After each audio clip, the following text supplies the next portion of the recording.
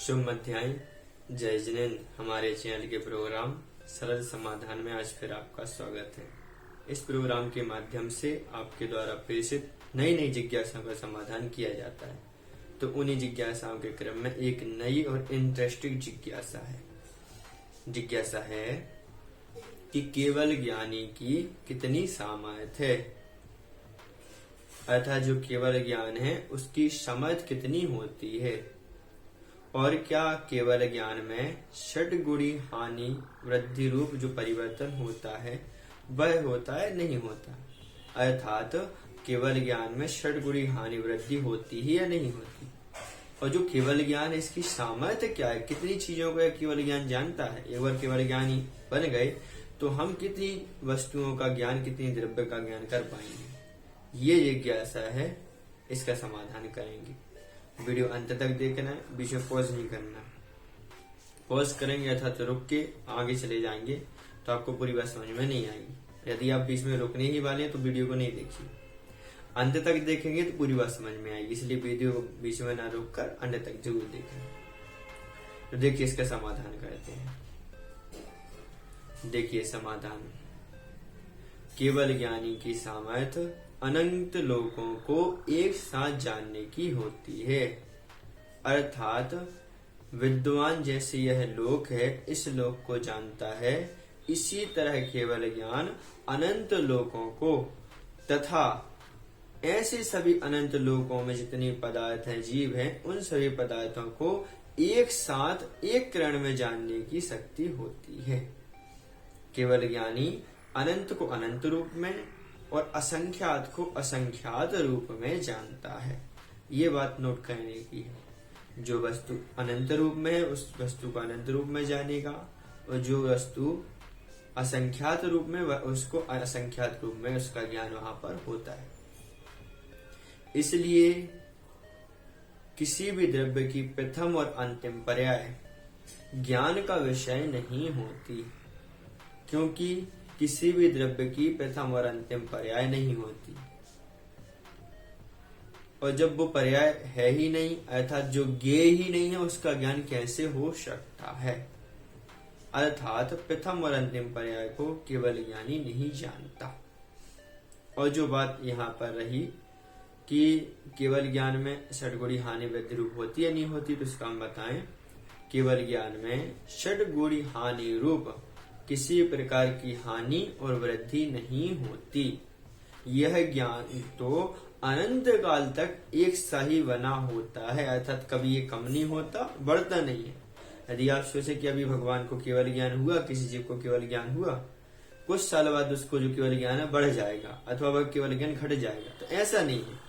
केवल ज्ञान में जो बात हम कर रहे हैं ध्यान से सुनिए। केवल ज्ञान में जो रहेगा उसमें षड्गुणी हानि वृद्धि रूप नहीं परिवर्तन होता, इसमें किसी प्रकार का परिवर्तन नहीं होता। ठीक है, तो ये बात हमारी यहाँ पर होगी। अच्छा, बीच में हमने आपको एक बात बताई कि जो केवल ज्ञान रहता है वह केवल ज्ञान किसी भी द्रव्य के प्रथम और अंतिम पर्याय को नहीं जानता। इस बारे में आचार्य श्री भी एक नई बात बताते हैं, और इसी बात को वह एक कहना चाहिए प्रमाणित करते हैं, उदाहरण देकर समझाते हैं। जब आचार्य श्री पर्युषण पर्व में जब सर्वद्रव्य पर्यायेषु केवलस्य इस सूत्र का अर्थ बताते हैं, तो इसमें वह विशेष बात बताते हैं।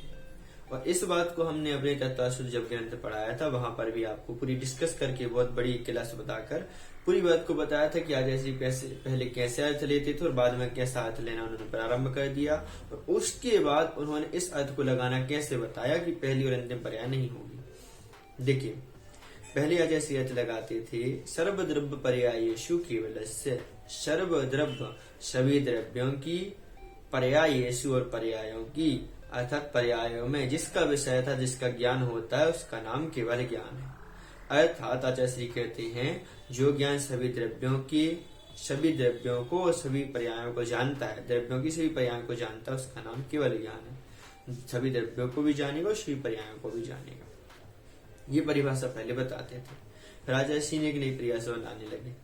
आचार्य श्री कहते हैं जो ज्ञान द्रव्य के वर्तमान संबंधी सभी पर्यायों को और भूत और भविष्य संबंधी अनंत पर्यायों को जानता है उसका नाम केवल ज्ञान है। पहले ये अर्थ नहीं था, बाद में ये अर्थ होने लगा। तो आदरणीय बर्नार्ड जी ने प्रश्न किया कि ये अर्थ कैसे निकला। तो आचार्य जी ने कहा जो केवल ज्ञान रहेगा वह केवल ज्ञान वर्तमान में जितनी पर्याय उन सभी को तो जानेगा, जितनी पर्याय सब पर्यायों को जानेगा, लेकिन भूत और भविष्य संबंधी सभी पर्यायों को नहीं जानेगा। क्योंकि यदि किसी द्रव्य की भूत और भविष्य संबंधी सभी पर्यायों को जानने लगेगा तो सभी में पहली पर्याय, भूत में पहली पर्याय आ जाएगी और भविष्य में अंतिम पर्याय भी आ जाएगी, सभी पर्याय कहेंगे। तो इसलिए आचार्य जी ने कहा कि किसी भी द्रव्य की जो भूत और भविष्य संबंधी पर्याय है उस पर्याय की अनंत पर्यायों को जानेगा, सभी पर्यायों को नहीं जानेगा। क्योंकि सभी को जानेगा तो पहली और अंतिम पर्याय भी आने लगेगी इस अर्थ में, और यदि पहली और अंतिम पर्याय आने लगी तो केवल ज्ञान का विषय नहीं बन पाएगी, क्योंकि किसी भी द्रव्य की प्रथम और अंतिम पर्याय नहीं होती। एग्जाम्पल, मैं अभी मनुष्य पर्याय में हूँ। यदि कोई मुझसे प्रश्न करे तुम सबसे पहले कब बने थे, तुम्हारी पहली पर्याय क्या थी, मैं उसको उत्तर नहीं दे पाऊंगा, क्योंकि पहले में क्या था, स्वयं आत्मा ही था। उसके पहले क्या था, मैं आत्मा था। उसके पहले मैं त्रियंच में था, देव गति में था, फिर मनुष्य गति में था।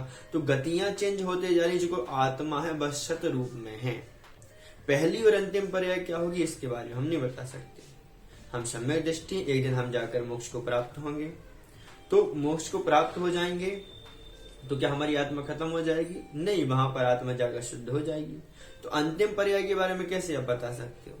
अर्थात किसी भी द्रव्य की पहली और अंतिम पर्याय नहीं होती, उसका ज्ञान नहीं होता, क्योंकि वह ज्ञेय नहीं बनती, वह विषय ही नहीं होती, ज्ञान का विषय नहीं होती। इसलिए वह आचार्य श्री कहते हैं कि वह ज्ञेय ही नहीं है। जब ज्ञेय नहीं रहेगी तो उसको ज्ञान कैसे हो जाएगा? चाहे वह केवल ज्ञानी हो, केवल ज्ञानी के भी ज्ञान में यह पर्याय नहीं आएगी, क्योंकि वह पर्याय होती ही नहीं है।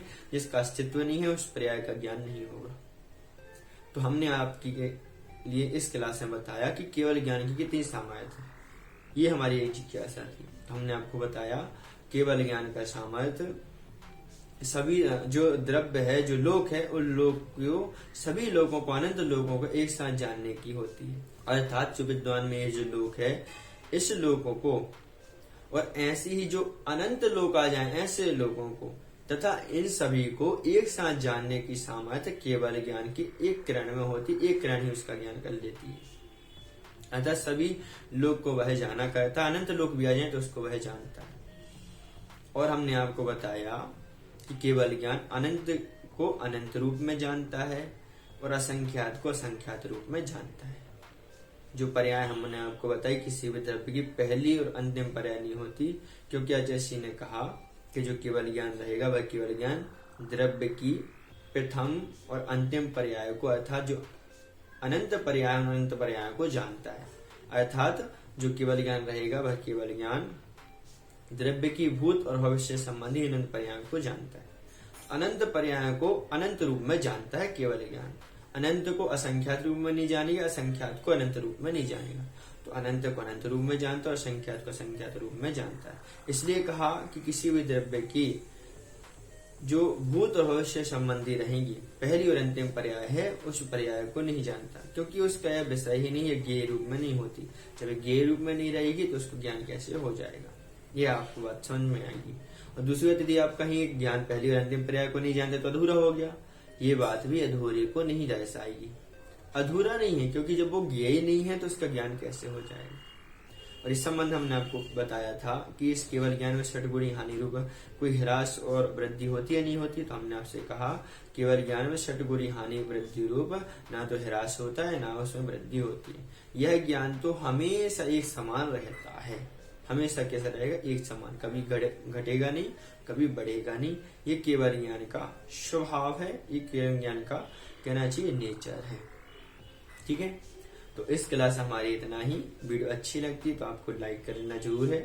चैनल से नए बने सब्सक्राइब जरूर करें। आप अन्य लोगों तक भी भेजिए। और आचार्य का जो मत है, इस मत को आप पहले दिमाग में सोचिए। किसी पर्याय की पहली और अंतिम पर्याय कैसे नहीं हो सकती, इस बात में विचार कीजिए। फिर इस निर्णय में हम पहुंचेंगे कि इसमें हमें क्या करना है, क्या करना चाहिए। और आप जब निर्णय बनाएंगे तो आप हाँ समझेंगे कि किसी भी द्रव्य की पहली और अंतिम पर्याय नहीं होती। इसलिए आचार्य का जो कथन है केवल ज्ञान के लिए कि केवल ज्ञानी वर्तमान संबंधी सभी और भूत भविष्य संबंधी अनंत पर्यायों को जानता है, ये सत्य हो जाएगा। थोड़ा सा चिंतन करने की बात यहाँ पर होगी। ठीक है, तो लाइक करके जरूर जाइए, ऐसे ही बने रहिए। यदि आप भी जिज्ञासा भेजना चाहते तो हमारे व्हाट्सएप ग्रुप पर जुड़ना चाहते, इस चैनल का जो है आपके लिए जो यहाँ पर प्रोग्राम चल रहा है, इस पे एक चैनल बना, ग्रुप बना हुआ, उस पर यदि जुड़ना चाहते तो इस वीडियो के अंत में लिंक दी गई, उस पर क्लिक कीजिए और वहां पर आकर आप जुड़ जाइए। ठीक है, तो इसी प्रकार एक नई जिज्ञासा के साथ, इंटरेस्टिंग जिज्ञासा के साथ कल की क्लास में मिलेंगे। तब तक के लिए नमस्कार, जय हिंद।